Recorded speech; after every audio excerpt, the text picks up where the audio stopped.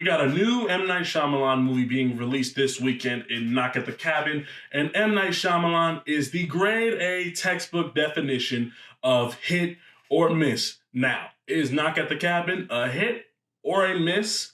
There's no in between with this.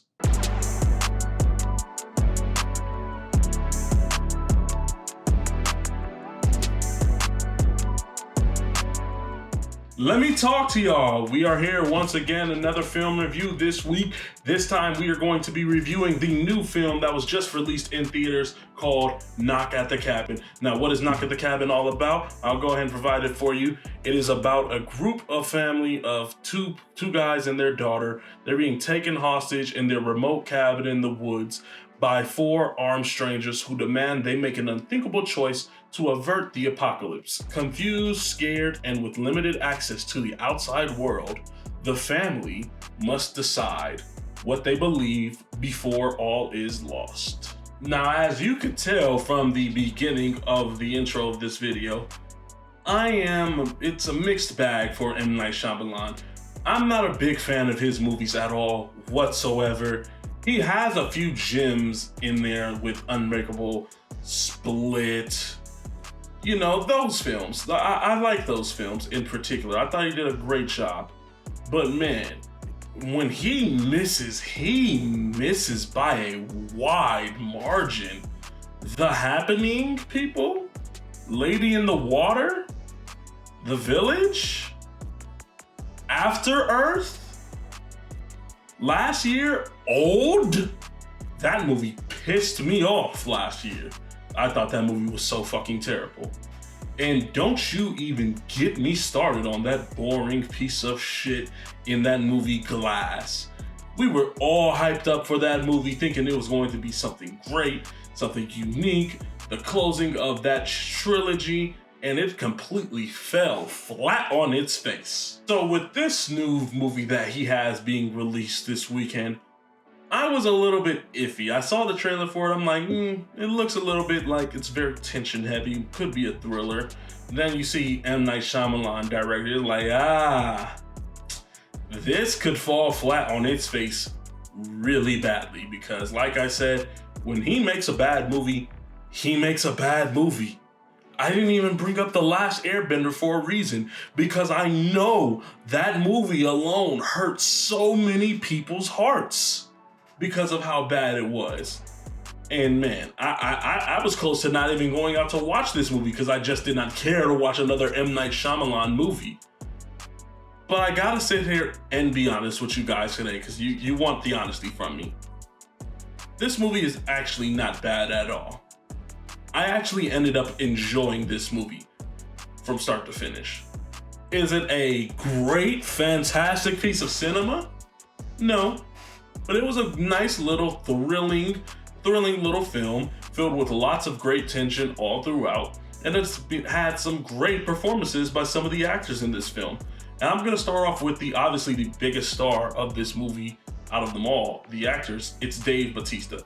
Dave Bautista is proving once again with each new role that he takes on is that he's not just a movie star or an action star. He's a legit actor. Because he could have easily sat there and rolled the Disney wave of cashing those Disney checks in the MCU by being Drax in Guardians of the Galaxy. But no, he wants to legit challenge himself, take on these more different types of roles to showcase he actually has acting chops. He doesn't want to be like The Rock. That's why you see him, he wants to separate himself from John Cena because he knows what's gonna come out of that is just, the big muscly action wrestling guys. Let's get them on for a Fast and Furious movie.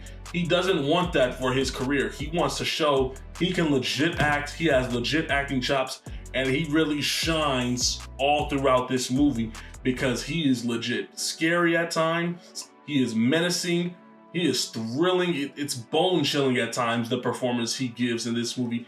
And I thought Dave Bautista was absolutely fantastic and easily the best part of this movie.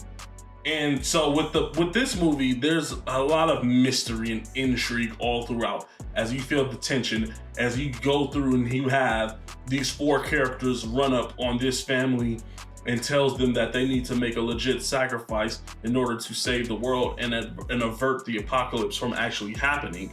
And there are some twists and turns in there, as you can expect from an M. Night Shyamalan movie, because you know him, he loves his twists and turns. But they're not as surprising and much of a twist as he would think, because of all the detail that he provides within the dialogue all throughout. They beat you over the head, and then you can just piece certain things all together with the wordings of the apocalypse being brought up and mentioned within this movie. And then you have these group of characters that came up and intruded this hidden cabin home that this family was vacationing at, and it's 4 of them. And you could even easily tell just from watching the movie and the trailer itself, and you're mentioning things like the apocalypse and whatnot. If there's 4 people there, who are they? The 4 horsemen, of course. So it was not surprising or like any twists and turns in regards to that, because like over explaining and beating you over the head with the details, and you were able to piece things together throughout the duration of the film. So it's not much of a, like, you have the audiences engaged to see like, oh, where's this going? I'm not sure if this is legit or not. You can kind of piece it together throughout the duration of this film. But it doesn't necessarily take away too much of the thrilling and the tension all throughout, because I'll give M. Night Shyamalan that. He knows how to build legit tension and make it at times feel scary within his films. He is great at that, and I really feel he did a really good job with this film in particular. There was at times I felt the tone was a little bit conflicting at times in regards to the use of its score, the music, and some of the dialogue throughout. It didn't take me out of the movie too much, but it did just a tad bit. But overall, once he gets the film right back focused on trying to figure out if they're legit, are these people batshit crazy? Are they actually going to make the sacrifice? What is the decision making that's going to be happening all throughout this film? I think M. Night Shyamalan did a great job, and he thrived within those situations. And I found myself thoroughly enjoyed from start to finish going on this ride, seeing this thriller heavy, and you feel the tension all throughout this film. And so I had a good time watching this movie in the theater. Dave Bautista was fantastic. M. Night Shyamalan, he did a great job directing this film as well. I feel the family aspect of this movie, I thought they were great. They had good chemistry all throughout. You really felt for them. You really cared about this family, as you wanted to see them make it through the end. I won't spoil how this movie ends, if everything's legit or whatnot. That's for you to go out and see for yourself and to experience, because it was a really good time going on this ride of this thriller, and you feeling all the emotions and tension as it's. And another great thing about this movie is that it all takes place just in this one setting, and you're seeing the effects of what's going on the outer world through the TV, the news, but mainly this whole movie is contained just within this remote cabin in the woods, which builds up to feeling that eerie feeling and the thrilling nature of it all.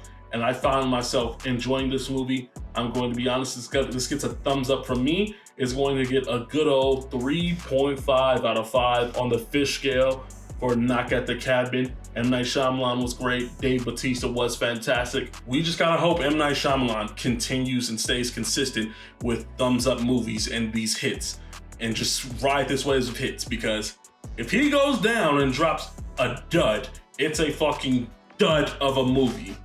And Knock at the Cabin, thumbs up. So overall, thank you guys so much for being here with me watching this review today. I'm very curious to see if you saw this movie, or if so, if you're an M. Night Shyamalan fan, what's your favorite M. Night Shyamalan movie?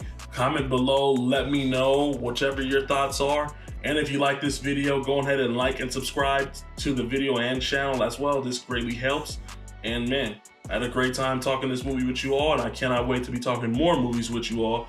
And so I'll see y'all on the flip side, and I hope you enjoy the rest of your days.